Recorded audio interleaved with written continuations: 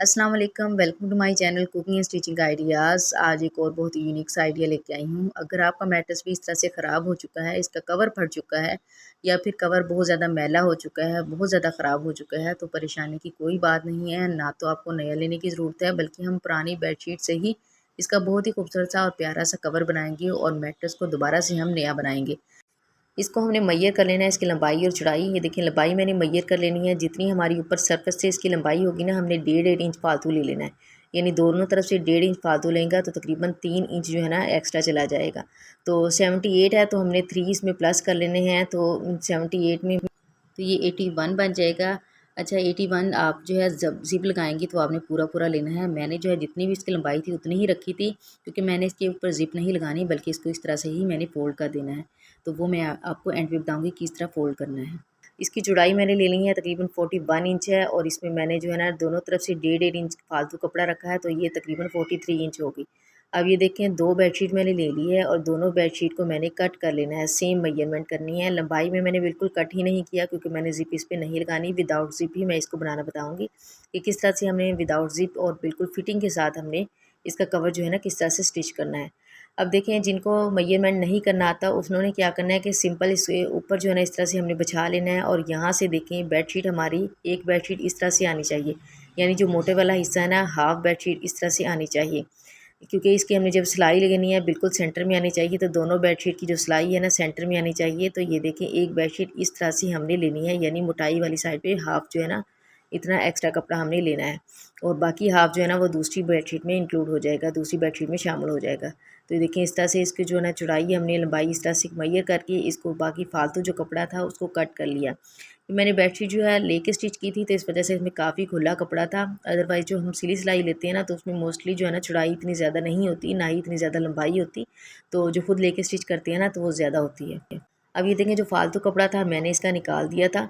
तो निकालने के बाद जो है ना इसकी सेम मेजरमेंट रखी है। यानी मैंने कोई ये नहीं रखा कि एक फालतू रखा है, एक जो है ना थोड़ा सा लंबा रख लिया, छोटा रख लिया। तो मैंने दोनों की जो है ना सेम मेजरमेंट रखी है। लंबाई मैंने कट नहीं की है, तो वो मैं एंड पे जो है आपको इसकी फ़िटिंग करके बताऊंगी।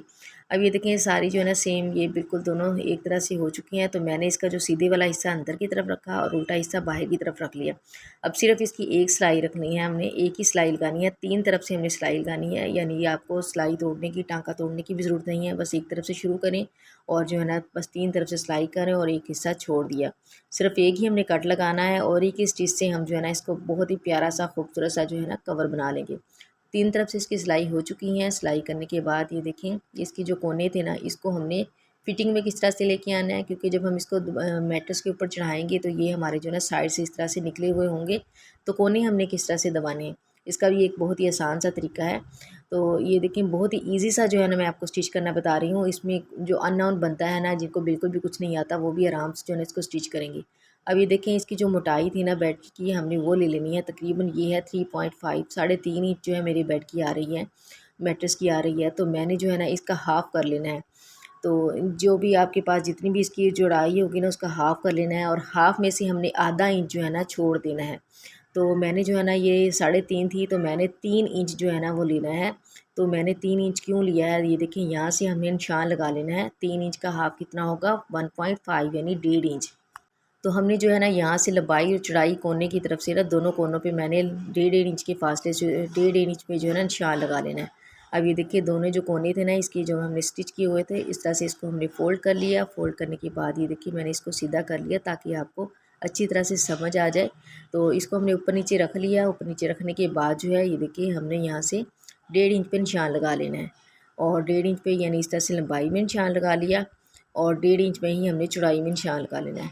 ये देखिए इस तरह से, और यहाँ से 1.5 इंच, और इन दोनों को हमने डॉट्स को आपस में जॉइंट कर देना है। और जॉइंट करने के बाद हमें इसको सिंपली कट कर देना है। तो जितनी भी आपकी मोटाई होगी आपने हाफ हाफ कर लेना है। ये मैंने 1.5 इंच क्यों रखा, आप सोचेंगे 3.5 इंच तो इसकी मोटाई थी, लेकिन 1.5 इंच क्यों रखा, वो इसलिए रखा कि 1.5 जब 3 इंच हो जाएगा। लेकिन ये देखिए, हमने इस तरह से इसको ओपन कर लेना है, और यहाँ सिलाई से हमने सिलाई मिला देनी है, और इसको हमने स्टिच कर लेना है। हाफ इंच हमने कपड़ा इसमें स्टिचिंग में ले जाना है, इसलिए जब हम इसको मैयर करेंगे तो पूरा स्टिच करने के बाद 3.5 इंच ही आएगा। तो इस वजह से मैंने जो है ना हाफ इंच इसमें से कम रखा था। ये देखें, इस तरह से जब हमने स्टिच किया तो हाफ इंच सिलाई में चला गया और 3.5 इंच टोटली हो गया। इस तरह से बहुत ही फिटिंग में आता है। अब इसको सीधा करके मैंने मैट्रेस के ऊपर इसको चढ़ा दिया था। ये देखिए कितनी प्यारी इसकी फिटिंग आई है। ये लूज़ भी नहीं है, बहुत ज़्यादा टाइट भी नहीं है, तो बहुत ही प्यारी सी फिटिंग है। और ये देखिए जो बेडशीट जी इसकी सिलाई बिल्कुल सेंटर में आई है दोनों बेडशीट की। तो ये देखिए बिल्कुल नीट और ये बहुत ही प्यारा सा हमारा स्टिच हुआ है। और एक वाला जो हिस्सा हमने छोड़ा था यानी जो स्टिच नहीं किया था, अगर आप ज़िप लगाना चाहते हैं तो आप ज़िप लगा सकते हैं। अगर आपने ज़िप नहीं लगानी या आपको ज़िप लगाना बहुत ही मुश्किल लगता है तो वो मेरी बहनें इस तरह से कर सकती हैं। ये देखिए मैंने काफ़ी फालतू कपड़ा इसमें से छोड़ा था, तो इसको हमने क्या करना है कि एक हिस्सा जो है ना हमने अंदर की तरफ इसके फ़ोल्ड कर देना है। जिस तरह हमने पिलो कवर सीते हैं ना तो उसमें एक्स्ट्रा रख लेते हैं। तो ये देखिए एक हिस्सा अंदर की तरफ हमने फ़ोल्ड कर दिया, दूसरा हिस्सा यहाँ से हमने इसको दबा के और बिल्कुल कवर कर देना है यहाँ से। और ये देखें ये ऊपर इस तरह से हम इसको ले आए हैं यानी फ़ोल्डिंग के बाद। यहाँ आप क्या कर सकते हैं, यहाँ भी इस पे बटन भी लगा सकते हैं या फिर इस तरह से जो टेप होती है ना, ये पेस्टिंग वाली टेप, वो भी आप लगा सकती हैं। अदरवाइज़ कुछ भी नहीं करना तो मैंने जिस तरह सिंपली इसके जो है ना मोटे मोटे टांके लगा लिए थे सुई धागे की मदद से, क्योंकि मैट्रेस जो हमने बार बार कवर तो इसको उतारना नहीं होता है, इसके ऊपर बेडशीट आ जाती है, तो इसको जो है ना इस तरह से मैंने कवर कर दिया बिल्कुल। जो सिलाई वाला हिस्सा है हमने जो टांका लगाया था उसको नीचे की तरफ कर देंगे और इस तरह से हमने इसको जो है ना बिछा देना है बेड के ऊपर।